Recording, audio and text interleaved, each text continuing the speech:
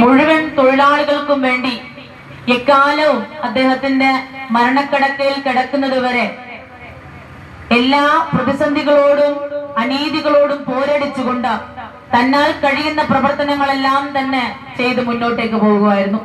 അതാണ് സ്വാഗതം പറയുന്ന ഘട്ടത്തില് സുനിച്ചേട്ടൻ പറഞ്ഞത്, നിങ്ങളുടെ പ്രദേശങ്ങളില്, അത് കുട്ടമ്പുഴ ഉൾപ്പെടുന്ന നിങ്ങളുടെ പ്രദേശ ഭാഗങ്ങളിലെല്ലാം തന്നെ തൊഴിലാളികൾക്ക് വേണ്ടി, സാധാരണക്കാരന് വേണ്ടി, പട്ടിണി കിടക്കുന്ന മനുഷ്യന് വേണ്ടി എക്കാലവും പോരടിച്ച് ഈ നാടിന്റെ ഇടയിലേക്ക് കടന്നു വരുന്ന ഒരു മനുഷ്യന്റെ മുഖം അത് VS-ന്റേതാണ്. ഏറ്റവും ചെറിയ കുഞ്ഞു മുതൽ ഏറ്റവും മുതിർന്ന മനുഷ്യൻ പോലും VS-നെ അങ്ങേയറ്റത്തെ ഹൃദയഭാഷയോട് കൂടിയിട്ട് ചേർത്ത് പിടിക്കുന്ന നാളുകളായിരുന്നു. ഒരു യുഗം തന്നെയാണ് നമ്മുടെ മുന്നിലൂടെ കടന്നു പോയിട്ടുള്ളത് എന്നുള്ളതാണ്. നമുക്ക് എല്ലാവർക്കും അറിയാം, നമ്മുടെ നാടിനകത്ത് കമ്മ്യൂണിസ്റ്റ് പ്രസ്ഥാനത്തെ കെട്ടിപ്പടുക്കുന്നതിന് വേണ്ടി നിരവധിയായിട്ടുള്ള നേതാക്കൾ നാളിതുവരെ നടത്തിയിട്ടുള്ള നിരന്തരമായ പ്രയത്നവും, എന്നാൽ VS അദ്ദേഹത്തിന്റെ ചെറിയ പ്രായത്തിൽ നമുക്ക് ആലോചിക്കാൻ വേണ്ടി പോലും കഴിയാത്ത, ഒരുപക്ഷെ നമ്മൾ ഇന്ന് ഏറ്റവും സുന്ദരമായ വിദ്യാഭ്യാസത്തിന്റെ കാലഘട്ടമെല്ലാം ആസ്വദിച്ച് മുന്നോട്ടേക്ക് പോയിട്ടുള്ള ആളുകളായിരിക്കാം.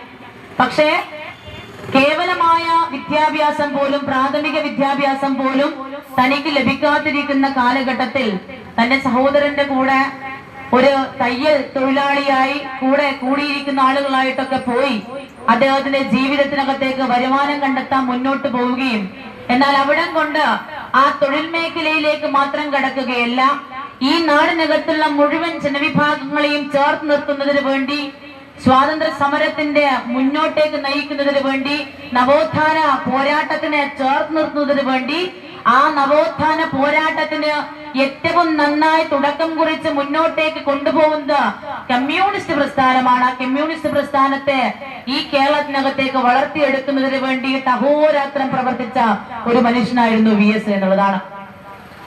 അത് ഞാനോ ഇവിടെ ഇരിക്കുന്ന ആരും പറയുന്നതിനേക്കാൾ അപ്പുറത്തേക്ക് അദ്ദേഹത്തിന്റെ ജീവിതം കൊണ്ട് തെളിയിച്ച് മുന്നോട്ടേക്ക് വന്നിട്ടുള്ള കാര്യമാണ്.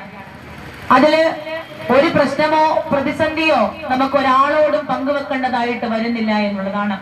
തോട്ടം തൊഴിലാളികൾ ഉൾപ്പെടെ നമ്മുടെ നാടിനകത്തുള്ള ഏത് മേഖലയ്ക്കകത്തും ഒരുപക്ഷെ അധികാരത്തിൽ ഇരിക്കുമ്പോഴും അല്ലാത്തപ്പോഴും എല്ലാം തന്നെ ഉറക്കമൊഴിഞ്ഞാണെങ്കിലും ഏത് പാദയാത്രയിലും കയറാൻ പറ്റാത്ത മലകളും കുന്നുകളും എല്ലാം തന്നെ ചാടിക്കടന്നുകൊണ്ട് തനിക്ക് പറ്റാവുന്ന വേഗത്തിൽ ആ തൊഴിലാളി പ്രശ്നങ്ങൾക്കകത്തേക്ക് ഇടപെടാൻ വേണ്ടിയിട്ട് അദ്ദേഹം കാണിച്ചിട്ടുള്ള ഒരു മനസ്സ് ഒട്ടും ചെറുതല്ല എന്നുള്ളതാണ്.